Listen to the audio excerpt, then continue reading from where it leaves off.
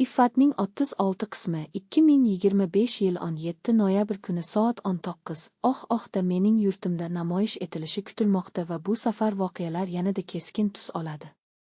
Or, sadoqat va muhabbat sinovlari yanada chuqurlashib, Kamron bilan Shirinning taqdiri kutilmagan zarbalar ichida yangi burilishlarga yo'l ochadi. Serialning eng kuchli jihati obrazlarning tabiiyligi va tuyg'ularning samimiy ifodasi. Har bir sahna, har bir sukunat ham ma'no bilan to'la. Muharrirlar Kamron va Shirinning ruhiy holatini juda nozik tasvirlab, tomoshabinni ularning har bir qadamiga sherik qiladi. Ushbu qismda muhabbatning chinakam kuchi qay darajada ekanini yana bir bor ko'ramiz. Ogirliklar, tanlovlar va sinovlar orasida yorug'lik izlayotgan qalblar.